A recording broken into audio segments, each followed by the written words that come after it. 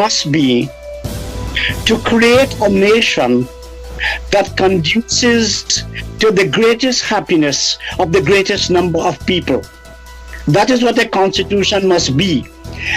And having set the objective of the constitution, you then frame a constitution to achieve that objective. Because we really do have a race problem. Those divisions are real. We see it in our politics, we see it in our trade union. We see that they take the divisions with them. Look at where people live in this US. You have enclaves in the Bronx and in Richmond Hill and in Brooklyn. They're taking the division with them. Women are dying in the streets, and we have a government pontificating running around campaigning for women's vote. No women should vote in this election coming up unless there is something done to the legislation as Magistrate Kim is advocating. That voices like ours that are not in the political trench fighting it out, voices like ours should become stronger. One of the things about the Caribbean is that we have never had one discourse. Bass will know the days of the New World and the Old World and the radical left and so on. What we had was this concourse of ideas, which I think in the early days of independence pushed us in a certain direction. We have got to move back to that point of having these multiple discourses. Hello to all of our viewers. Namaste, good night, assalamu alaikum. A very good night to the Globespan team and Nohar and Lisa Singh. Friends, our entire country, from one end to the other, from coastal plains to the interior, in every village, town, and community, every adult and child is currently immersed in the political goings-on and the fascination with the oncoming elections, the political process, the promises of the politicians, and all in all, everything about politics. So with the storm of politics sweeping across this country, oftentimes we ignore some very significant things that happen with or without politics and elections. And some of these relate to your health. While we are focused on the positives and negatives of the political platforms, there is a huge multi-million-dollar health project which is ongoing, which, for it to be successful, requires the cooperation of every one of us in this country. So yes, while politics will excite this entire country, only a percentage of persons may go to cast their vote. However, where this health program is concerned, we're not talking about percentages of the population. This health exercise requires the cooperation of every man, woman, and child in this country. Viewers, in 2001, the World Health Organization conducted a survey on the risks posed by the lymphatic filariasis disease and found that 95% of our population was at risk. Since then, every year, a massive exercise has been conducted in an effort to capture 100% of the population in order to eradicate this disease. While we will get to the details of the disease and its treatment and so forth, we must all note that this exercise requires, and I repeat, requires everyone to be treated. While our learned guests may correct this statement, I would like to state here, those who are untreated could ultimately threaten the rest of the population and increase the risk of the rest of the population, creating an unending vicious cycle for us all. So to go more into this discussion, to get more in depth into the entire plan of this disease, how we can handle it, how we can treat it, I am pleased to introduce my guest for tonight's discussion. First, let me introduce Dr. Moses-Stuart, who is a specialist in the area. Dr. Moses-Stuart was the national coordinator for the neglected infectious diseases attached to the Ministry of Public Health. She is now with PAHO WHO. And also let me introduce Dr. William Adu-Krow, a special invitee tonight, who is the PAHO WHO country representative. Here is a man who has physically visited numerous communities across this country, a man whose passion is the healthcare for all of Guyana, who has been seen, as we say in Guyana, who has been seen to walk the talk and who has advocated for a number of changes in our healthcare system. While his mandate largely falls on the PAHO WHO, his zeal and his passion for the uplift of our healthcare is beyond comparison. He is a giant of a man, and he is so passionate about our country and its healthcare that he himself has become Guyanized. Dr. William Adu-Krow, Dr. Moses-Stuart, welcome to our program. Thank you for having us, Dr. Mahadeo. Let us start by getting some basic information to our viewers. The filarial disease is said to be spread by mosquito. Dr. Stuart, Moses, let me ask you this first to take the first leap into it. Introduce our viewers as to, how this disease is spread, whether it's contagious, who can men, women, children all be affected? Yes, so that's a very good way to start this session this evening. I'll tell you a bit about lymphatic filariasis. Lymphatic filariasis is actually a disease that targets the lymphatic system, which is a system that runs parallel to your blood system in the body. And that disease is characterized by swelling of these lymph nodes. Now, the lymph nodes that exist in the lymphatic system are there particularly to help the body take waste out. So when these lymphatic ducts are blocked, then waste starts to accumulate in the lymphatic system, and then it also starts to spill into the surrounding tissue. How does this all occur? Well, we have long spoken about a mosquito, which we call the Culex mosquito here in Guyana, the female Culex mosquito that would usually bite someone. The person must be infected with lymphatic filariasis. That's not to say that the person has any sort of outward manifestations of the disease, but just that the person has small filarial worms, which we call microfilariae, that are in the system, in the bloodstream. Now, usually in the peak biting hours of the mosquito, and we're still to figure out why, these small filarial worms come up to the peripheral blood and are picked up by this Anopheles, by the Culex mosquito, my apologies. What happens after that bite is that microfilariae would go into the proboscis of that mosquito. It would stay there, and that person, another person, gets bitten. Now, when you're bitten, one of the easiest ways for the microfilariae to penetrate the skin is actually not by the actual bite of the mosquito, but by the fact that we slap, scratch, and otherwise irritate the surface of the skin. And so the microfilariae can easily penetrate the skin that way. Once this happens, that person now has microfilariae in their body, and those microfilariae travel through the blood system into the lymphatic system, where they will become sexual beings. So they will become adults.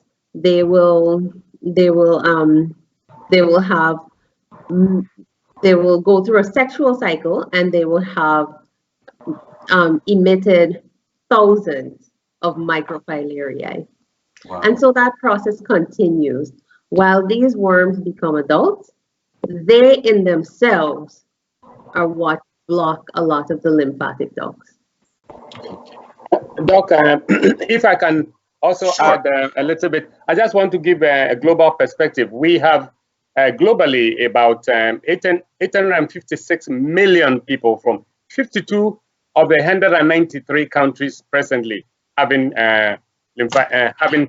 filaria as having filaria endemic in within the countries. So almost a billion.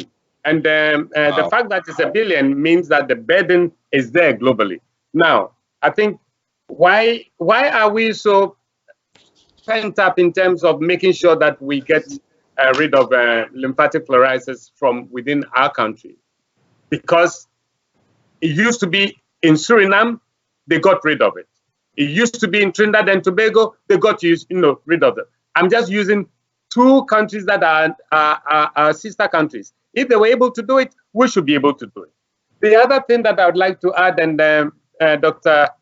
Moses-Stuart has given a great preview, that's the whole cycle, and I very much appreciate that because I don't have all those nitty-gritty facts, and I'm glad she did. It's the fact that once they are in the lymphatic system, these parasites can stay there for between 6 to 8 years. Wow. And once they're there, you bet they can also then lead to others being picked up. The other thing that I would also want to add to what Dr. Moses did speak about is the fact that we have to be very careful in terms of making sure that everybody is part of the elimination program. Otherwise, as you said, and she alluded to it as well, we are going to have pockets that will continue to serve as the reservoir. And I wanted to give that preamble. But that is an amazing statistic you're sharing. I mean, over 1 billion people affected globally, and in addition, the 8 years they've untreated. Wow. And then the other thing that I tell people is, you may feel that you are okay, and I'm sure probably Dr. Fabu Moses-Stuart will go into that. You may feel that you're okay. Oh no, I don't have any infection. Yes, you may have without knowing, because even though you may have no symptoms till many years later, and then you have the manifestation. The first manifestation being the swelling of the genitals, the swelling of the legs. At that point in time, you may get treated, but once you get treated, you cannot, and the word is cannot, reverse what is already established. Oh, so that is a danger signal everybody needs to be very, very aware of, that once you're affected, you cannot reverse that, whatever happens to you. Once you show the clinical manifestations, yes, that's correct. Okay. So, Dr. Stuart, could you probably educate our viewers in terms of how would Guyanese relate to this disease? I mean, I know we call it Bigfoot, I know we call it a number of names, but how would Guyanese relate to this disease? What would they see to know that people who have been affected, how can they relate that, yes, they know somebody is affected with this thing? So I'm first going to add a little bit to what Dr. Adu-Krow said, and he spoke about the two countries that are our neighbor countries that have already eliminated lymphatic filariasis. And just to drive that point home, the global program to eliminate lymphatic filariasis was actually lauded as one of the success stories of the Millennium Development Goals. And this is because in the span of 10 years, even though, as Dr. Adu-Krow is saying, you still have a little under 1 billion people who are at risk, 63.8% of the global population is now not at risk for lymphatic filariasis. Wow, good. Right? That's a good and number. that happened in the span of 10 years. Mm-hmm. So it's achievable, as Dr. Adu-Krow said before. Right. And if I can just add a little bit to what Dr. Moses-Stuart is also talking about. A study that was done in the past indicated that in Guyana, we have about 600,000 people at risk. And of that 600,000 people at risk, about 10% of them may have the infection, which is about 60,000. Correct. So I stand corrected by Dr. Moses-Stuart because she's more current. I would like to know of those, how many have been treated so that our numbers are down, and I'm sure they are down, but it's a tall order, it's doable. If Trinidad has been able to do it, if Suriname has been able to do it, then we should be able to do it. Over. Correct. So Dr. Moses, tell us, Dr. Stuart Moses, tell us a little bit about the Guyanese names that people might associate this disease with.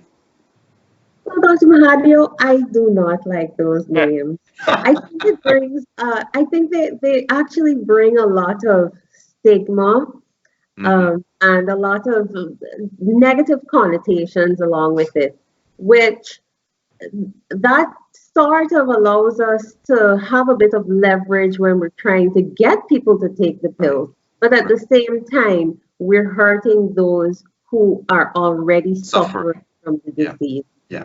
So we have to be mindful of that. But just to let viewers know, because when we say filariasis, they might not be aware of what we're talking about. So just to let some of the viewers know, I mean, Dr. Adu-Krow did mention swelling of the genitals, swelling of the legs and various parts of the body and so forth, in a way that it affects your lifestyle, your locomotion, your ability to live as you would normally live. So it is a disease that could severely impact a person's life. And I think you both mentioned the very critical part of it, that you really cannot reverse it. Dr. Adu-Krow, if you don't mind me just segueing off a little bit, I wanted to ask you this.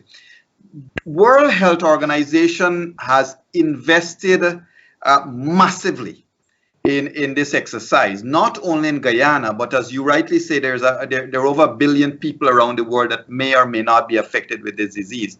But give us a little bit more of you have worked in a number of countries throughout your distinguished career. Give us a little bit more of this global impact and the global view you have as the head of Guyana's PAHO WHO branch.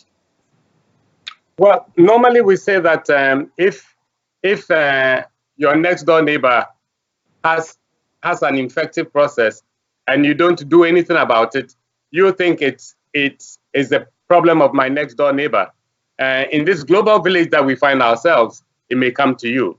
So we have partners now who are partnering with all countries that have the disease endemic. And Dr. Mahadeo, let me just put in a point here.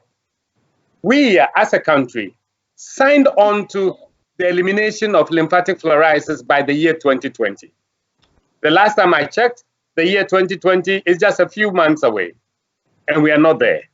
We, year in, year out, we were doing campaigns, and Dr. Moses-Stuart, can elucidate on that, some more. We're doing campaigns that we were not even achieving the minimum that we needed to achieve, which is 65% of the targeted persons actually taking the medication. So that means that each time we fell below that, it's not counted, and we have to start again. But coming back, to the funding, because of the fact that my neighbor's issue is also my issue, we have partners that have come together, global partners that have come together to help Guyana. And because for the first time, and I must say under Dr. Moses-Stuart's leadership at the time that she was the coordinator, we were able for the first time to reach the 65% mark. We did not only reach the 65% mark, but we reached over 86%. Now, having said that, our neighbors, and I'm just being overly presumptuous, that our neighbors, probably also because they don't want also the disease to come to them, and probably also because they just want to help. We've had the US putting in $2 million per year, and that has gone a long way. In fact, I just received a memo about 2 hours ago saying that $500,000 US has been released for our campaign for this year that starts on Thursday.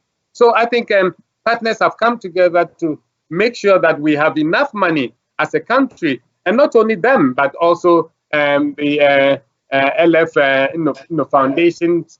We also have the end game group. So all of them are coming together with various monies here and there, just to make sure that we are also able to conquer it. And the thing is, if we're able to do it, then it doesn't have to go to another country. And I think that is helping. And I'm hoping that we will take that mantle, and this year we'll be able to reach that minimum of 65, so that by next year, now that we are using 3-drug therapy, by next year we can say that we have been able to eliminate. And later on we can talk about the pathway to elimination. But at least if we're able to reach the 65% this year and a minimum of 65% next year, then we can do it. Let me also just add the last point in terms of the question that you just asked. As a result of the resource infusion that we have, we used to only be concerned with four regions. Now, for the first time, we are going to all 10 regions. And all 10 regions, it does not mean that we are looking at the whole region. There was mapping exercise done, and Dr. Moses-Stuart can go more into details, some more mapping exercises done within regions, so that if a whole region doesn't have to take the Filaria deworming tablets, but there are particular spots that may be endemic, then we target those spots and make sure that we are able to eliminate it from that region. So at least for now, we are moving from almost 40%, I would say, in loose terms, to 100%. And I am hoping that if we're able to do it this year and next year, we can then move on to what we call the transmission assessment survey, which is the next step. Okay. Well, that is great. So let me just see if I can summarize this segment a little bit. One, it's a real risk. It's a real risk affecting the entire country. And when we say affecting our entire country, thank you for the correction, Dr. Adu-Krow. Not only you're putting this country at risk, but you're putting your neighbors and the world population as a global village. So the Guyanese public needs to be responsible to a particular extent in helping to get rid of this disease. If I can say so without taking words out of either of you, two of you, what I do know, what I've been aware of, and let me also say tonight we had expected Dr. Alexandre to be here, but due to some unforeseen circumstances, he is unable to join us. We do send him our felicitations and best regards on this program. But what I do know is that the entire PAHO WHO, in discussion with Dr. Alexandre and Dr. Adu-Krow, they have informed us that the entire PAHO WHO's program at this time of the year is focused on getting this thing done across the country. The Ministry of Public Health, in collaboration with PAHO WHO, is totally focused on this exercise. And what it means to our viewers out there, what all of this means, you only have to do one thing: take the pills. You only have to, and you know what? You don't have to go anywhere to get the pills. The ministry, in collaboration with PAHO WHO, is bringing the pills to your school, to your home, wherever you are. So let us go a little bit into the mass drug administration exercise itself. And Dr. Adu-Krow, if I can ask you, and then we can go to Dr. Stuart. First, tell us about the pills we have to take. I know that up to last year, there were 2 pills we used to take. But I think based on the advertisement you have on radio and what you said in the opening, now it's 3 pills we have to take. So if you can tell us a little bit about why the change and the 3 pills, and then we can go to Dr. Stuart to tell us about the exercise itself. Right, okay. We have always been using 2 pills, the diethyl carbamazine and the second one, which is the deworming one, which is the albendazole. Now, we are adding with the evidence that we have, we are adding ivermectin. Now, why do we have to add a third drug? When we use the two drugs, it's been shown that to get elimination, you must have 5 years of therapy. That means you have 5 rounds every year for 5 years. Now, if we add the third drug, it shortens it to 2 years. Okay. Now, I think the fact that if you have a disease, almost everybody would like to get rid of that disease as early as possible. Correct. The only issue, and it's not a problem, the only issue is because you have to take 3 drugs, it means you have to take more pills. And there are many of us who don't like taking pills. But if I know that instead of taking it for 5 years, I just have to take it for 2 years and I'll be cured, you bet I'm going to be on board. So Doc, just let me get one little detail straight based on what you said. So we should be taking these pills every year until the cycle is complete. Thank you. Thank you. Dr. Moses, you want to comment on that? Yes. So before, as Dr. Adu-Krow said, we had 2 pills, and those 2 pills, diethylcarbamazine and albendazole, took a 5-year cycle. So because we knew that the worm could live up to 8 years, then a 5-year cycle was enough to ensure that we got rid of the worm from the system. Because of course, even though we may stun the worm and get rid of the microfilariae, there is the possibility that if the worm is just stunned, within a year's time, it can go back to producing more microfilariae. However, now with the IDA therapy, which is adding ivermectin to the DEC, or diethylcarbamazine and albendazole, which was something that was given WHO support at the end of 2017, because it was checked in 5 countries. So tests were done in Haiti, in Indonesia, in India, Papua New Guinea, and so we knew from that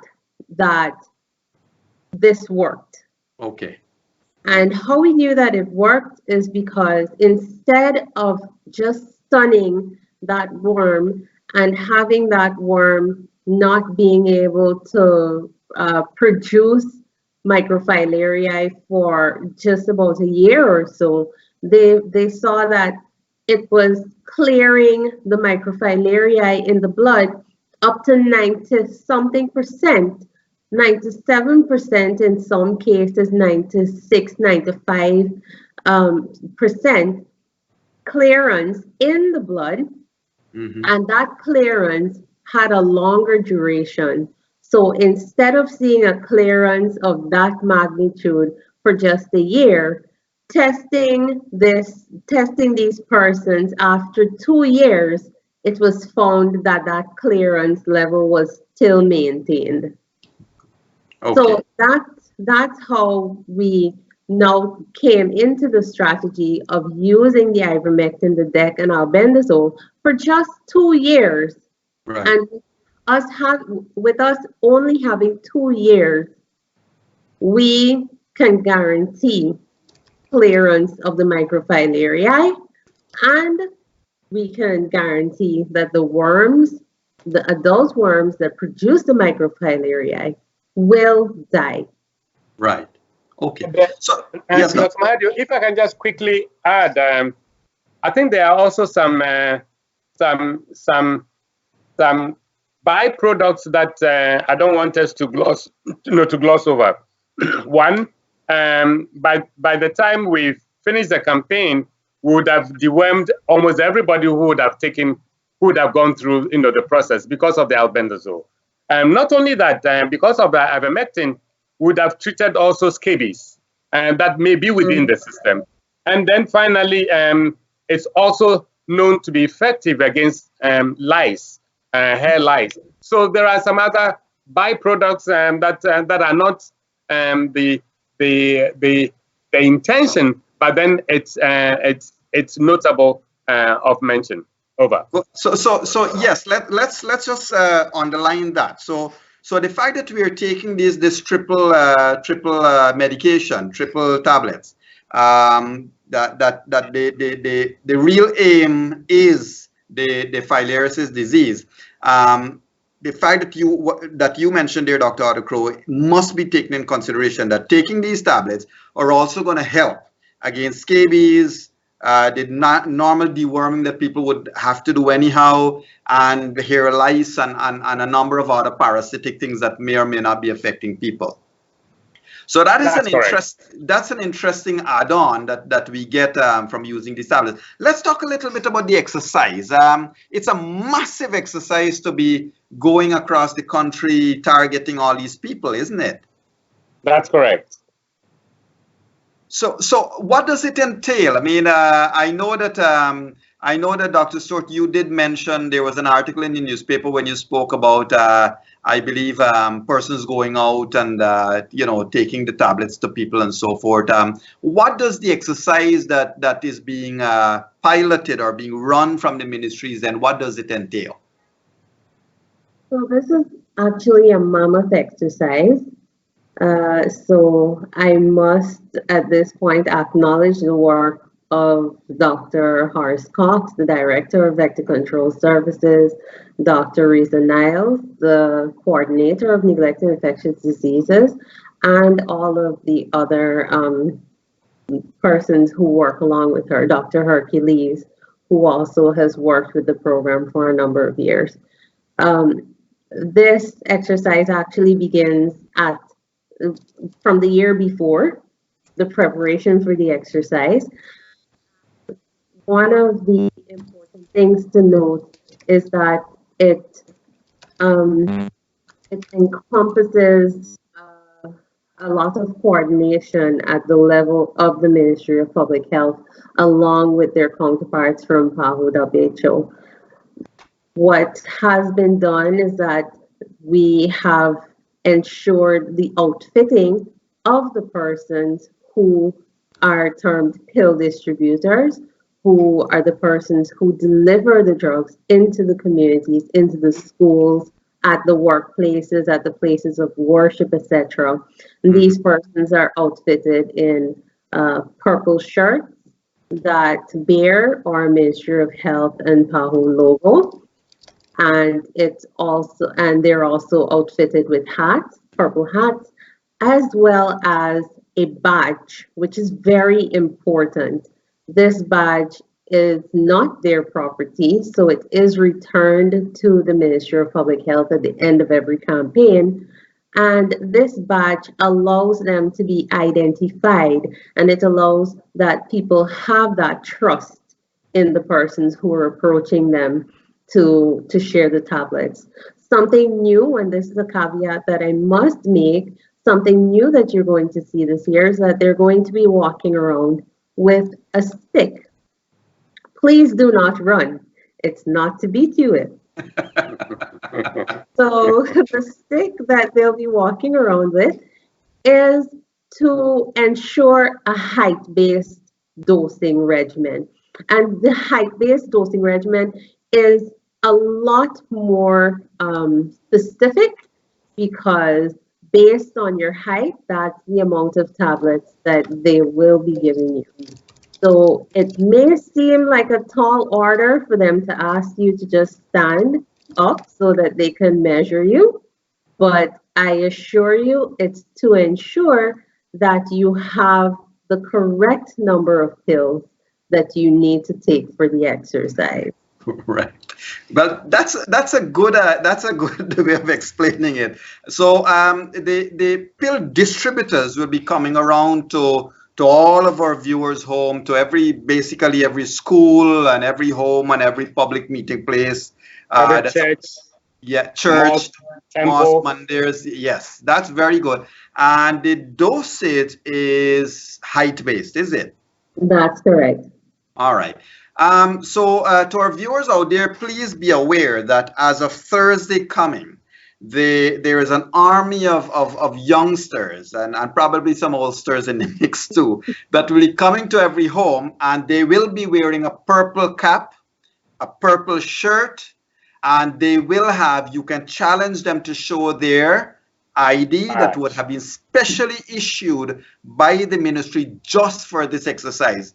When this exercise is finished, that ID goes back to the ministry, so it is not their personal property. So if any one of our viewers are concerned, know that you can challenge for a view of their ID, but which they should have displayed all the time anyhow. In addition, if persons are concerned, you can reach out to your nearest health center, I guess. You can call Vector Control Services. You can call whatever health provisioning bodies that there are in your area for further advice. So let me just say this. A lot of the questions that we're discussing here, and I know Devin is going to bring up the FAQ. What I know PAHO WHO in collaboration with the Ministry of Public Health has done is to publish frequently asked question and answers, which is shown on your screen here now, that has a number of user-friendly information that you, the viewers, the entire public can have access. In fact, Dr. Stuart, the distributors that are going out there will walk with a lot of these pamphlets and brochures and so forth, right? Yes, they do. Okay. And so I'm seeing questions and answers like, what basic is this? Is filaria? Like another interesting one. If I'm breastfeeding, should I take the pills? And yeah, you wanna take that one, Dr. Stuart? Okay, so if you are breastfeeding and your baby is less than a week old, then you should not be taking the pills.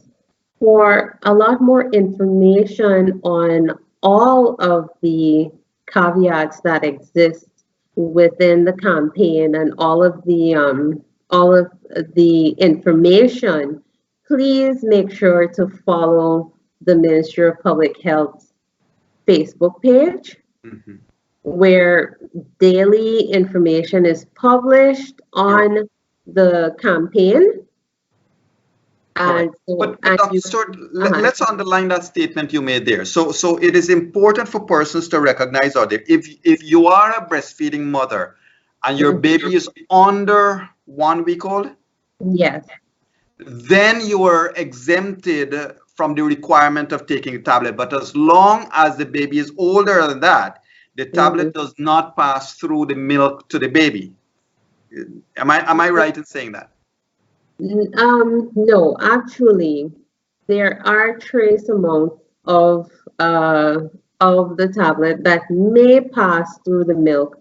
However, I must point out that the dosage that we give, even though you may believe that you're taking a large amount of tablets, the dosage that we give is actually a preventive dose. It's not a curative dose. So it's way less tablets than a person who has lymphatic filariasis would have to take, which just means that there's a very small quantity that may pass, but there is very little risk to you and your baby. It's also important to note that pregnant women do not take these tablets. Persons who are severely ill, that means persons who cannot perform the functions of daily living, and also children under 2 are not given any tablets at all. Good information. So let me ask you. Even though I did say it's height-based, please note that we don't expect any children under 2 to be taller than 90 centimeters. So. and that's what will help. That's why you have put in the measurement-based, the height measurement-based test. So let me ask you about this question. The pill distributors will also be going around, as we said, to the schools, to the temples, churches, mosques, and so forth. where it comes to them issuing tablets to minors, to children at schools, of course, parents may have concerns because the parent may not be necessarily present there. But what Dr. Alexandra had told me is that the pill distributors are going to record when they visit a home. If they come to my home and I'm not at home, they will record that one person was missing from this visit, and they will come again a second time or a third time if needed until they're the second thing is that when they go to the school, a parent does have a right to refuse treatment. So you want to tell us a little bit whilst Devin is going to bring up the refusal form on screen. Okay, so the refusal form is a very simple form that parents are required to fill and return to their child's class teacher, stating the name of their child, their name, and the reason why they do not want their children to have the pills at school. It is possible that you may have before not returned the form to the school because you wanted your child to have it at school, but then the pill distributors came to your home. Correct. Before. Good point. Then you can fill that form and just state that your child already received the pills so that your child does not receive it again at school. Good point. Thank you. And Dr. Mahadeo, if I can add a quick point to what Dr. Moses-Stuart just said. The pills must be taken in front of the pill distributors. So a parent cannot say, oh, well, give me my child's own. When he or she comes, I'm going to give it to the child. Because as she said, one, the height must be measured anyway, and the pills must be taken in front of them. I think the directly observed therapy ensures that we are certain that the pill has been taken. And I think that goes a long way. Great. So your pill distributor will only record a successful issuance of pills. That test is based on the tablets being swallowed in front of the distributor. That's correct. You. Great. So we discussed, of course, because somebody has just inboxed me, we already discussed who can be excluded, from the pills. And we also discussed how the teams can be identified. Now, if you don't mind, remind us a little bit in terms of the long-term goals and objectives, Dr. Adu-Krow, because I think what we need to be very, very cognizant of is that, as you both said, the disease, the worm survives for 8 years. And so if you don't take the treatment, if you miss the treatment, you are going to make the worm get into a stage where it could reproduce and you're back at square one. So the long-term goal and objective of this exercise, if you don't mind, you cannot say it enough, because the importance of this should not, to use your term, should not be glossed over. Yes, I think it's fairly simple.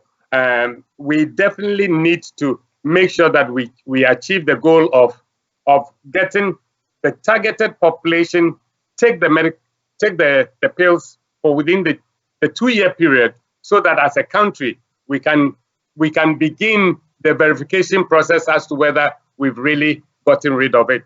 And that means that after the successful 2 IDAs, the ivermectin, diethyl carbamazine, and the albendazole, after every 2 years, we do a surveillance whereby we make sure that the population with the parasite is less than 1%. The idea being that we have what we call herd immunity. If a greater mass, and the critical value is 65%, if a greater mass of the population is free of the condition, it cannot be spread within the community. So we need to shoot for that. This type of mass drug treatment was done in St. Lucia, where they had schistosomiasis, a different condition, but the same trend. they have been able to get rid of it. In terms of MDA, and like I said, Suriname and Trinidad and Tobago, they've been able to get rid of it. I think if we do not achieve the minimum of 65%, as Dr. Fabu Moses-Stuart and her team did in 2017, I think, if we don't achieve that, then we fail 1 year, we start all over again. And it's a costly exercise. And trust me, the funding agencies, if we fail, I have a feeling that they are going to be demotivated and leave us alone. Well, if they don't want it and they want to keep it, probably. It may also happen that maybe at some point in time the government may pump that amount of money. But why do we have to use our own money if other entities are helping us do that? So I think the time is now. We signed off in 2015 or 2016 that we're going to get rid of it by 2020. We didn't. Once the global village realized that we're serious, they came to our aid. So this is the time. We cannot lose the opportunity. Everyone must get on board and make sure that one, we are protecting the whole community, and two, we are protecting ourselves. People ask me, like embassies, oh, but I'm only here for 3 years. Yes, you are here for 3 years. You pick it up and you send it somewhere else. I think it's imperative, irrespective of where you are, who you are. Please take it once you are not part of the group that is excluded. Correct. Thank you, Dr. Adu-Krow. I noticed we have lost Dr. Moses-Stuart a little bit. She's going to join us in a moment. But to your point you made there, sir, it is interesting to note that Guyana, we're economically, we're not economically well placed, but we're economically poised to be in a better place. In terms of your holistic view of this country, I think there is a lot of consciousness building that our economic future, while it would mean that we're going to get to a good place economically, it means there'll be influx of people from all over the world to Guyana. And is that something you guys are keeping in mind, and you're thinking about what health threats there may be to the country and having contingencies in place? That is, it is. We hear or we saw this on Facebook, or we heard this through the grapevine. Should we place Guyana on do not visit list? I think once we hit now we are in upper middle income category. I think that anything could happen. So a lot more people are going to be flooding our shores. We have to make sure that that we are in a place that we cannot suffer these negative connotations. Okay. Otherwise, it goes against us. Persons who have to come here with positive minds to invest may not want to come here. People who want to visit, and we want as many visitors as possible, may not be able to visit. So it's important that we get rid of this and others. Thank you. Welcome back, Dr. Stuart. We were just talking about the impact on the changing population, because one of the things that's happening to us is that as our economic fortunes are changing for the better with the advent of first oil very soon. Of course, a lot of more people will be coming to this country, visitors and so forth. So we got to be aware of that risk too. But to come back to the topic at hand, elimination of filaria. I do know that you have also started an exercise where you're putting a number of information bulletins out there. You're putting up billboards, you're putting up booklets, you're publishing booklets. So for our viewers out there, please be aware that there is no shortage of information at your disposal. The PAHO WHO team, I'm sure the two of our guests can speak more to it, but they have not, in collaboration ministry, of course, they have not stopped short of doing that extra bit of work to ensure that this thing happens. And to cement the point, it's donor funding. It's we're given the tablets. Well, yes, we're given the tablets. We're given all the stuff that we need to get done to get rid of the worm, to get rid of this disease. All we have to do, you and I, my friends across this country, is to take the pills. Take the pills, and we're gonna ease ourselves up of all the risks associated with the worms and all the risks associated with the disease and so forth. But interestingly, to our two guests on the program, if I may ask this, the Ministry of Public Health itself, are they directly in charge of the administration of the program? Yes, all of our programs that we do with the Ministry of Public Health, the Ministry of Public Health takes ownership of the programs because, of course, at the end of the day, they're here to serve the people, and so are we. But it's the mandate of the ministry to ensure that they have a healthy population. As you spoke about first oil, etc. before, we have to be cognizant of the fact that a healthy economy can only rely on a healthy population. Well right? said. So, yeah. Well, and Dr. Mahadeo, if I can just add, because sure. I don't want to leave here without mentioning the fact that now that you are mentioning the role of the Ministry of Public Health, they have also played a central role. In fact, much as we get a lot of funding from outside, they fund sometimes 50%, sometimes 60% of the cost. So they have realized how important it is for them to come on board. The other thing that I would, because I don't know whether you are going to get to it, but I want to add that, and Dr. Moses-Stuart mentioned that this is a prophylactic activity. That is, it's a prevention activity. But we do not want people to, to think, yes, but once you have Bigfoot, unquote, you are put in the cold. No, we have a program that also deals with people who are already infected. As we said earlier on, once you develop the sequelae of the infestation with the feet and with the genitals, they cannot be reversed. Even though you can kill the filaria worms, you cannot reverse the impact. So there is a program that deals with persons who already suffer the condition. I must also say that part of the work that we are doing, we want to also dwell on basic sanitation, because Dr.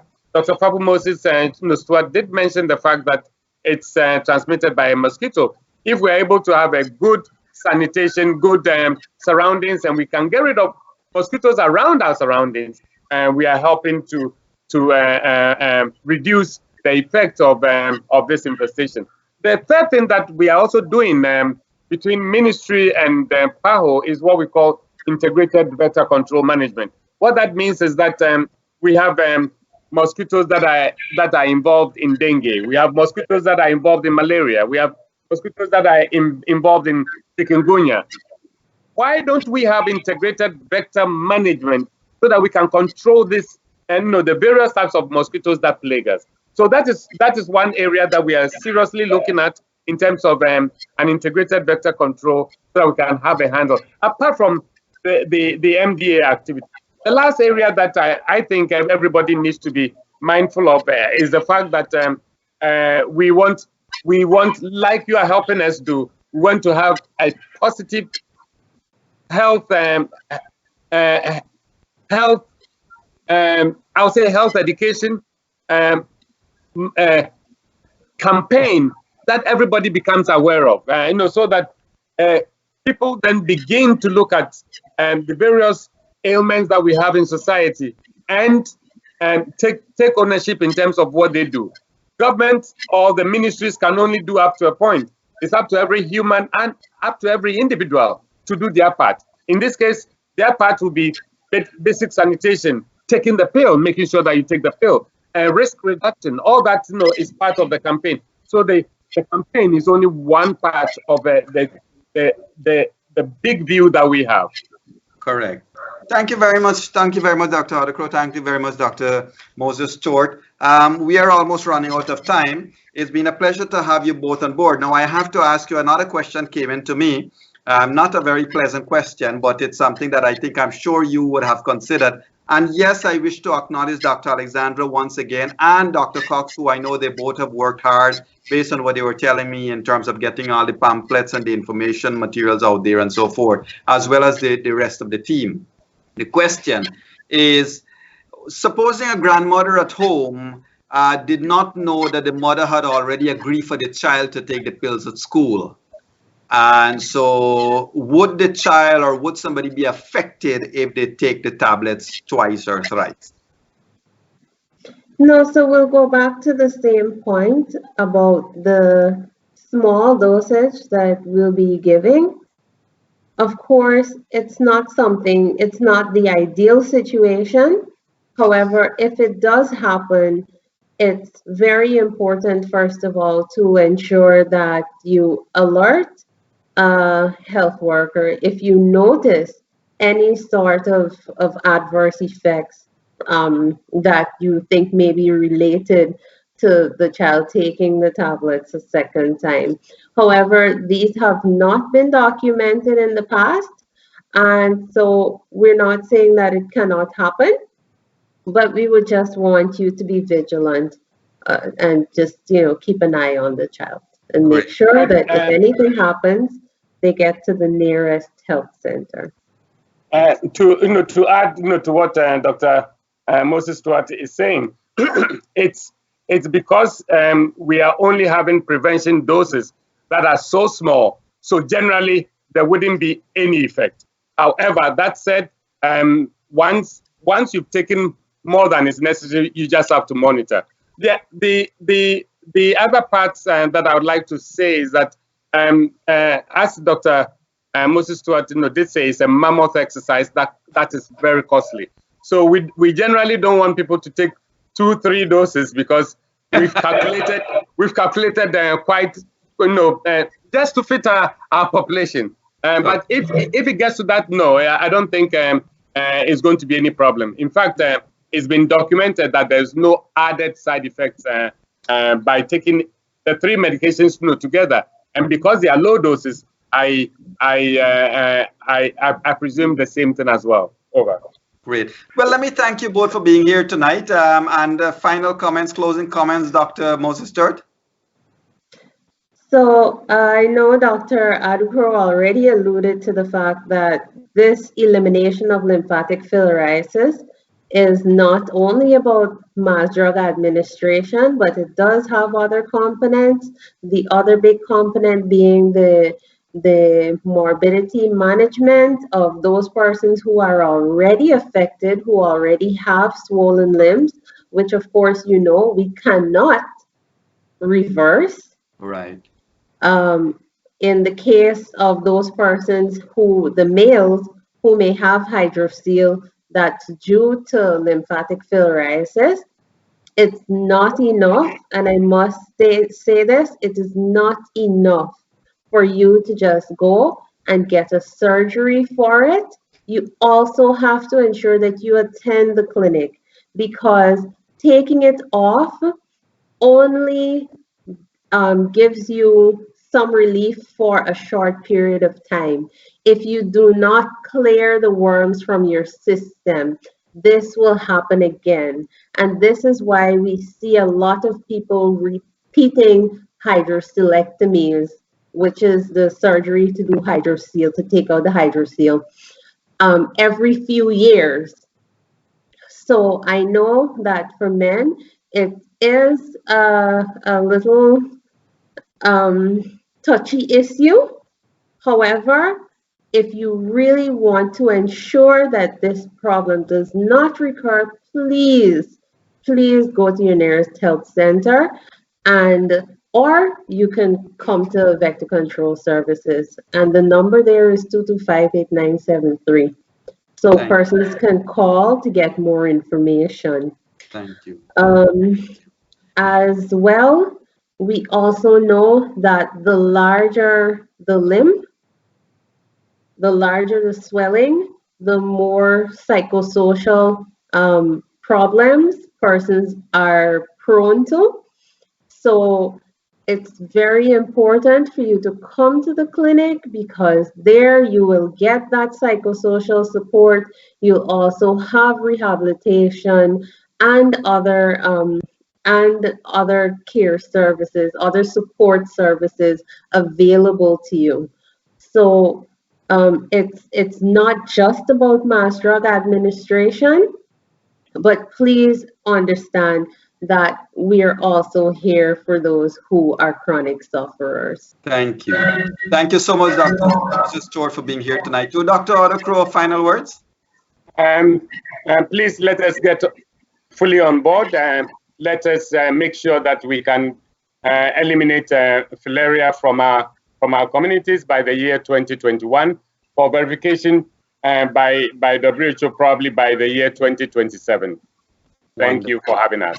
Wonderful. Well, thank you again, Dr. Moses-Stuart, and thank you so much, Dr. Adu-Krow, for being on this program. And on behalf of the GlobeSpan team, let me say we look forward to having future discussions with you, and we certainly look forward to have an updated report discussion with you at the end of the exercise, for you to tell us how you feel the exercise would have gone and so forth. So thank you both for being here. Let me thank Devin, our technical operator at the back of it, making everything work, and thank Nohar Singh and the entire GlobeSpan team.